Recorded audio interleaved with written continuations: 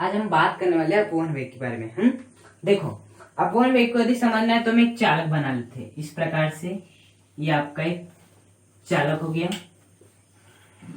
तो देखो, चालक पदार्थ की खासियत क्या होती है कि उसमें क्या उपस्थित रहते हैं, मुक्त इलेक्ट्रॉन उपस्थित रहते हैं। क्या उपस्थित रहते हैं? इस प्रकार से मुक्त इलेक्ट्रॉन उपस्थित रहते हैं। हाँ, इसी कारण चालक क्या कर पाते हैं, धारा का प्रवाह कर पाते हैं। हाँ, तो चालक के भीतर मुक्त इलेक्ट्रॉन उपस्थित रहते हैं। अब जब हम बैटरी नहीं लगाते हैं तो जो चालक है ना, अंडशंड कहीं भी गति करते रहते हैं। मतलब कि ऐसे एकदम जिगजैग गति करते रहते हैं, मतलब टेढ़ी मेढ़ी गति करते रहते हैं। मतलब कि ऐसे ऐसे एकदम कुछ भी, मतलब टेढ़ी मेढ़ी गति ऐसे करते रहते हैं। अंडशंड मतलब एक इलेक्ट्रॉन यदि उधर जाता है तो एक इलेक्ट्रॉन ऐसे जाता है, एक इलेक्ट्रॉन यदि ऐसे जाएगा तो दूसरा इलेक्ट्रॉन ऐसे आता है। मतलब कि ऐसे अंडशंड गति करने लगते हैं। यादृच्छिक गति कहते हैं इसे। कौन सी गति? यादृच्छिक गति, रैंडमली मोशन। हाँ, तो जब हम चालक रहता है आपका जिसमें कि मुक्त इलेक्ट्रॉन रहते हैं, जब हम इसे किसी बैटरी की सहायता से नहीं जोड़ते हैं तो ये जो आपके मुक्त इलेक्ट्रॉन रहते हैं वो अंडशंड गति करने लगते हैं, यादृच्छिक कहीं भी कैसे भी गति करने लगते हैं। हाँ, तब इस स्थिति में यदि मैं प्रत्येक इलेक्ट्रॉन का वेग देखूं, मैं मान लेता हूं कि एक इलेक्ट्रॉन का वेग u1 है, दूसरे का u2 है, तीसरे का u3 है। ऐसी प्रकार से यदि हमारे पास n इलेक्ट्रॉन है और यदि मैं किससे भाग दे दूं, इनकी संख्या से भाग दे दूं। हाँ, यदि आपके पास n इलेक्ट्रॉन है और ये n इलेक्ट्रॉन का वेग है और उनमें यदि मैं उनकी संख्या से भाग दे दूं तो हमें क्या प्राप्त होगा? औसत वेग प्राप्त होगा। क्या प्राप्त होगा? हमें औसत वेग प्राप्त होगा।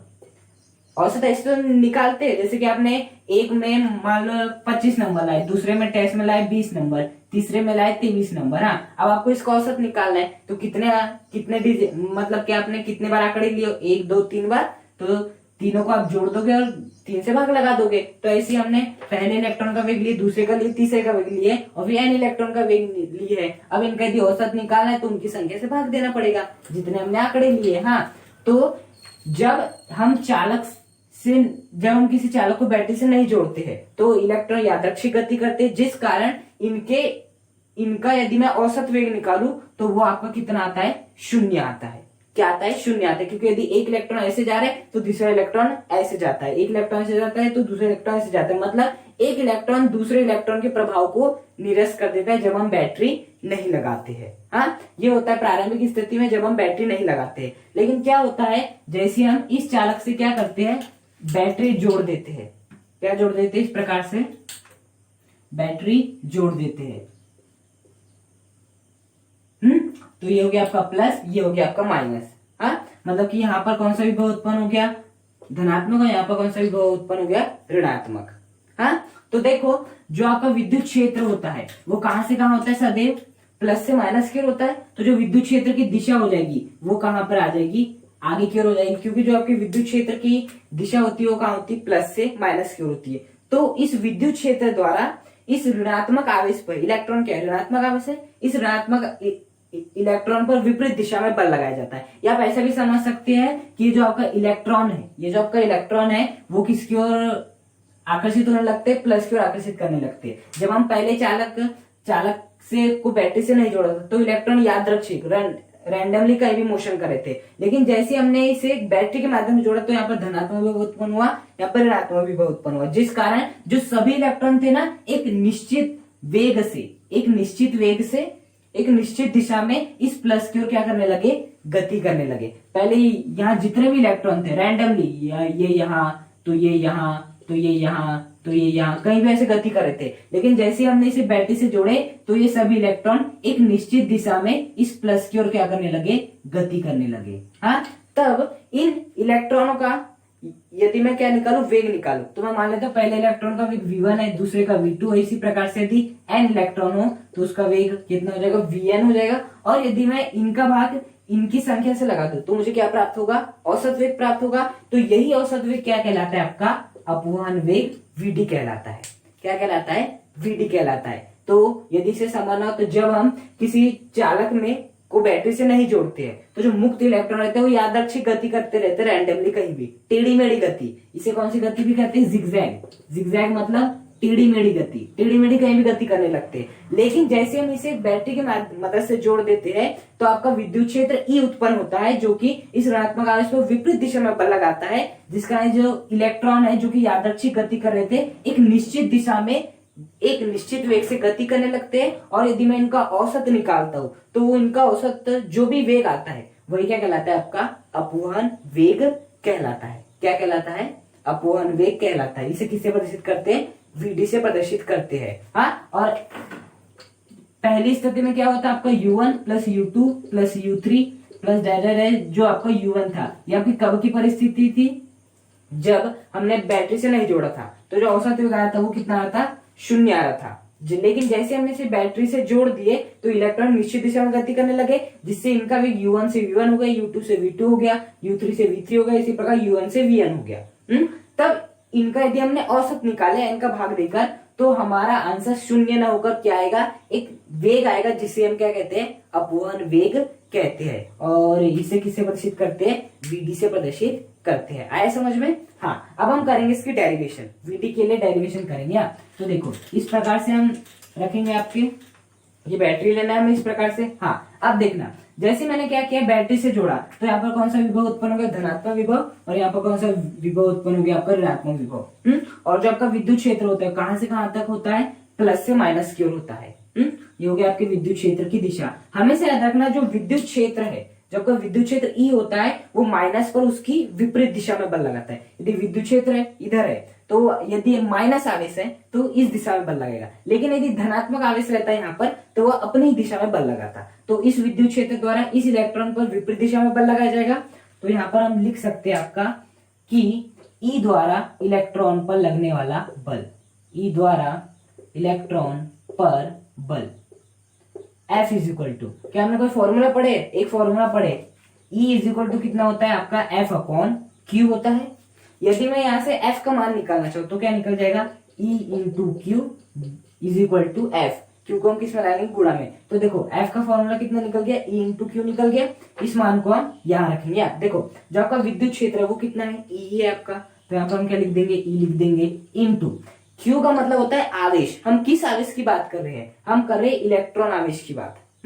तो यहाँ पर क्या आ जाएगा, हमारा ई आ जाएगा, क्योंकि हम किस आवेश की बात कर रहे हैं, इलेक्ट्रॉन की बात कर रहे हैं, इसलिए यहाँ पर क्या आ जाएगा, ई। तो जो हमारा इस विद्युत क्षेत्र द्वारा इस इलेक्ट्रॉन पर जो बल लगाएगा, जो कि विपरीत दिशा में लगाया जा रहा है, वो कितना लगाया जाएगा, ई इंटू ई लगाया जाएगा। अब देखना, जो आपका विद्युत क्षेत्र है वो आगे की दिशा में, बल कहाँ लग रहा है, पीछे की दिशा में, मतलब दिशा विपरीत है। तो यहाँ पर कौन सा चिन्ह आ जाएगा, आपका माइनस का चिन्ह आ जाएगा, क्योंकि आपका विद्युत क्षेत्र की दिशा आगे है, बल इस दिशा में लग रहा है। तो आपका यहाँ पे क्या निशान आ जाएगा, माइनस का निशान आ जाएगा। माइनस का निशान क्या बता रहा है कि दिशाएं, विद्युत क्षेत्र की दिशा और जो लगने वाला बल है उसकी दिशा क्या है, विपरीत है, ये आपका ये बता रहे हैं। हाँ, तो देखो ई द्वारा इलेक्ट्रॉन पर बल निकल गया, F is equal to minus E into E. अब देखना, हम न्यूटन की गति के द्वितीय नियम से जानते हैं F इज इक्वल टू कितना होता है, आपका ma होता है। किससे जानते हैं, गति के द्वितीय नियम से, F is equal to ma। हाँ, अब देखना, यदि यहां से मैं a का मान निकालू तो वो कितना निकलेगा, a is equal to F upon m। जो m है गुणा में, यहाँ आ जाएगा तो भाग में आ जाएगा, तो a की वैल्यू कितना है, F अपॉन m। क्या मुझे F की वैल्यू मालूम है, बिल्कुल, कितना है आपका, माइनस e इंटू ई डिवाइड बाय कितना हो जाएगा, m, या जिसे मैं ई भी लिख सकता हूँ, capital E small e divide bye m, और सामने माइनस का है। तो a का मान फाइनली कितना आ गया, माइनस ई अपॉन m, जहां पर m क्या है आपका, इलेक्ट्रॉन का द्रव्यमान, e क्या है आपका, इलेक्ट्रॉन का आवेश, हाँ, जो भी हमने आवेश लिया, और e क्या है यहाँ पर विद्युत क्षेत्र, और a क्या है यहाँ पर त्वरण है, क्या है आपका, त्वरण है। अब देखो, जैसे कि प्रारंभिक स्थिति में जब हमने क्या चालक नहीं जोड़े थे, जब हमने चालक से बैटरी को नहीं जोड़ा था, तो इलेक्ट्रॉन यादृच्छिक गति कर रहे थे, तो उनका जो वेग था, पहले इलेक्ट्रॉन का मैंने कितना माना, u1 माना, दूसरे का u2 माना, तीसरे का u3 माना। अब जैसे मैंने बैटरी जोड़ दिया तो वो इलेक्ट्रॉन क्या हो गया, मतलब उसका जो वेग हो गया वो u1 से v1 हो गया, u2 से v2 हो गया, u3 से v3 हो गया, हुआ इतना, un से vn हो गया। अब वेग परिवर्तित हो रहा है, u1 से v1 हो रहा है, u2 से v2 हो रहा है, मतलब वहां पर कोई ना कोई त्वरण होगा, है कि नहीं। मतलब कि पहले इलेक्ट्रॉन का वेग मैं मान लेता हूं 5 था, जो कि u1 की वैल्यू है, जो कि इसकी वैल्यू u1 की। अब जैसे ही मैंने बैटरी जोड़ा तो उसका वेग कितना हो गया, आपका v1 हो गया, और मैं मान लेता हूं वो कितना हो गया, 10 हो गया। तो देखो वेग में परिवर्तन हो रहा है तो क्या उत्पन्न होगा, त्वरण होगा, और वो जो त्वरण होगा वो कितना होगा, माइनस ई अपॉन m। तो u1 से वेग v1 होने में, u2 से वेग v2 होने में, u1 से वेग vn होने में जो त्वरण हमें, जिस त्वरण की आवश्यकता होगी वो कितना होगा, माइनस ई अपॉन एम। इतनी बात समझ में आती है। हाँ, अब देखना न्यूटन के गति के प्रथम समीकरण से हम एक बात जानते हैं कि आपका जो v बराबर होता है वो क्या होता है, आपका u प्लस ए टी होता है v बराबर u प्लस ए टी, जहां पर u क्या होता है प्रारंभिक वेग, v क्या होता है अंतिम वेग, a क्या होता है त्वरण और t क्या होता है समय होता है। हाँ, तो देखियो मैं मान लेता हूं कि आपका वेग कितना था, u1 था, बैटरी लगाए तो वेग कितना हो गया, v1 हो गया, वेग u2 था, बैटरी लगा तो वेग कितना हो गया, v2 हो गया, वेग u3 था, बैटरी लगा तो वेग कितना हो गया आपका, v3 हो गया।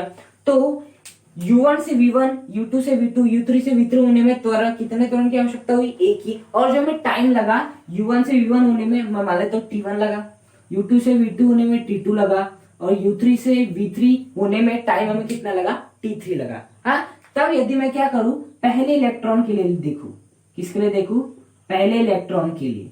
यदि मैं इस वाले फॉर्मूले को, ये वाला जो आपका फॉर्मूला है, इस वाले फॉर्मूले को यदि मैं पहले इलेक्ट्रॉन के लिए लगाऊं तो बताइए पहले इलेक्ट्रॉन का अंतिम वेग क्या है आपका, v1 है, प्रारंभिक वेग कितना है आपका, u1 है, प्लस त्वरण आपका कितना है, a ही है, और जो आपका समय है वो कितना है आपका, t1 है।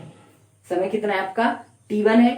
v1 मतलब अंतिम वेग जो कि बैटरी को लगाने के पश्चात हम प्राप्त हो, u1 मतलब प्रारंभिक वेग, a का मतलब त्वरण और t1 मतलब वो समय जिसमें वेग आपका u1 से v1 हो गया। हाँ, यदि मैं इसी प्रकार से सेकंड इलेक्ट्रॉन के लिए लगाऊं तो क्या हो जाएगा आपका, v2 is equal to u2 plus at2 हो जाएगा। इसी प्रकार से यदि मैं थर्ड इलेक्ट्रॉन के लिए लगाऊं तो कितना हो जाएगा आपका, v3 is equal to u3 plus at3। इसी प्रकार से यदि मैं कितने के लिए लगाऊं, n इलेक्ट्रॉन के लिए लगाऊं, n इलेक्ट्रॉन के लिए लगाओ तो क्या हो जाएगा आपका, vn is equal to un plus atn हो जाएगा इतना, vn is equal to un plus atn। हाँ, अब हम क्या करते हैं, ये जो आपका v1 है, v2 है और आपका v3 है, इसी प्रकार से जो vn है, इन सबको क्या कर देते हैं, अब हम जोड़ देते हैं। क्या कर लेते हैं, जोड़ देते हैं और किसका भाग लगा देते हैं, n का भाग लगा देते हैं। किसका भाग लगा देते हैं, n का, क्योंकि बेसिकली मुझे vd का फॉर्मूला निकालना है और vd का फॉर्मूला कितना होता है, vd इज इक्वल टू होता है v1 plus v2 plus v3 plus vn upon n। वहां हम इस v1 v2 v3 के मानों को रखेंगे, उसके बाद हमें vt का मान प्राप्त हो जाएगा। और ये जो मान है ना आपका कौन सा, a is equal to minus e upon m, इसे अच्छे से याद रखना बस। आए समझ में आता है। देखो अब बेसिकली जो आपका vd होता है वो कितना होता है, v1 plus v2 plus v3 plus plus vn upon n होता है।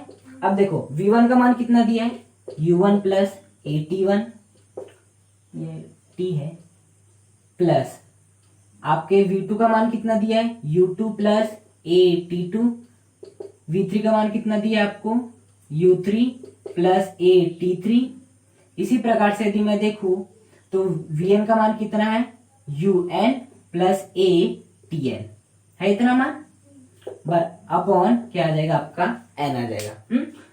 v1 का मान रखा u1 प्लस 81, v2 का मान रखा u2 प्लस 82, u3 का मान रखा v3 is equal u3 plus 83। इसी प्रकार से मैंने vn का मान रखा कितना, un प्लस 80 हाँ, अब देखना मैं क्या कर लेता हूँ, जो पहले आपका u1 है, u2 है, u3 है, इन्हें अलग अलग लिख लेता हूँ, और जो आपका 81 है, 82 है, 83 है, इन्हें अलग लिख लेता हूँ। तो देखो u1, यहाँ का एक u1 आ गया, यहाँ का एक u2 आ गया, इस पद से एक u2 आ गया, इस पद से एक u3 आ गया।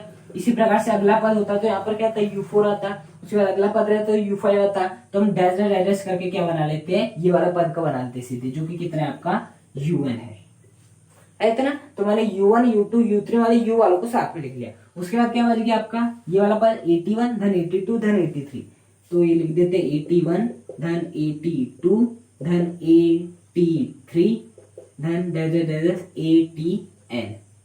ओके, ये वाला atn डिवाइड बाय सबके अपॉन में क्या चल रहा है आपका, n चल रहा है। क्या चल रहा है आपका, n चल रहा है। हाँ, अब मैं क्या कर देता हूँ, पहले इस n को इसके साथ लिखता हूँ, प्लस इसके साथ में मैं इस n को लिखता हूँ।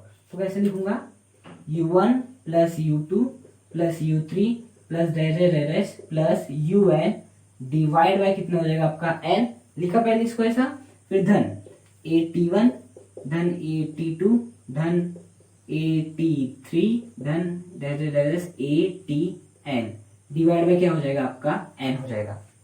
अब देखो U1 plus U2 plus U3 plus UN divide by n, ये क्या है आपका प्रारंभिक अवस्था में औसत वेग है, जब हमने बैटरी द्वारा नहीं जोड़े थे इलेक्ट्रॉनों को, तब जो आपका इसका मान आया था वो कितना आया था, 0 आया था।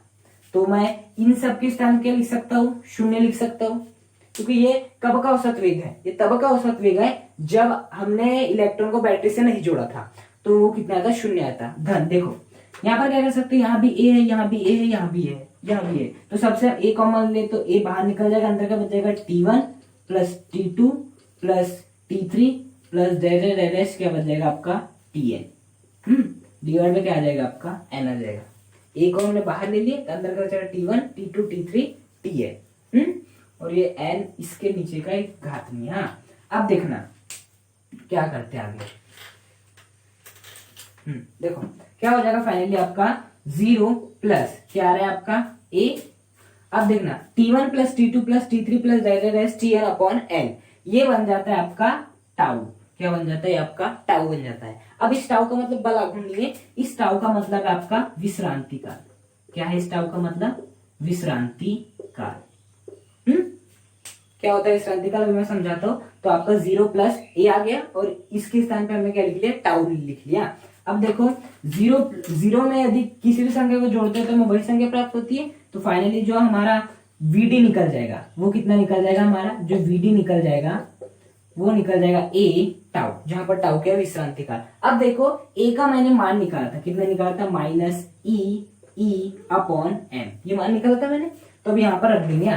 तो VD is equal to finally कितना हो जाएगा आपका, minus capital E small e divide by m into tau, जहां पर एम क्या है, इलेक्ट्रॉन का द्रव्यमान, ई क्या है, इलेक्ट्रॉन का आवेश, जो आपका कैपिटल ए विद्युत क्षेत्र, माइनस मतलब दिशा विपरीत है, और टाउ का मतलब होता है विश्रांति काल। अब देखो विश्रांति काल क्या होता है, विश्रांति काल का मतलब होता है, देखो विश्रांति काल से समझ में आ रहा है कि एक प्रकार से विश्राम करने का काल, समझ सकते हैं, विश्राम करने का समय। तो क्या होता है, जैसे कि एक आपका चालक है, तो उस चालक में आपके क्या रहते हैं, जो इलेक्ट्रॉन रहते हैं वो अंडशंड गति करने लगते हैं। तो मैं ऐसा मान लेता हूँ ये इस प्रकार से चालक है, और इस चालक में पहले इलेक्ट्रॉन यहाँ टकरा है, फिर कहाँ टकराएगा, वो यहाँ टकराएगा, फिर आगे टकराएगा, फिर ऐसे टकराएगा, तो ऐसे टकराते जाएगा। तो यहाँ टकराया, फिर वो कहाँ टकराएगा, यहाँ टकराएगा।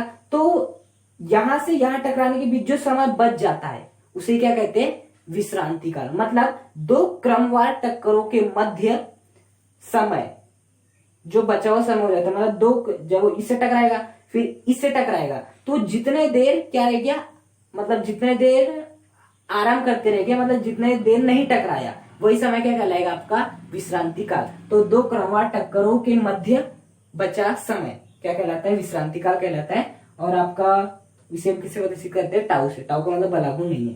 तो VD इज इक्वल टू कितना हो गया, minus capital E small e divide by m into tau. ये आपका अपवन वेग और ये अपवन वेग का डेरिवेशन।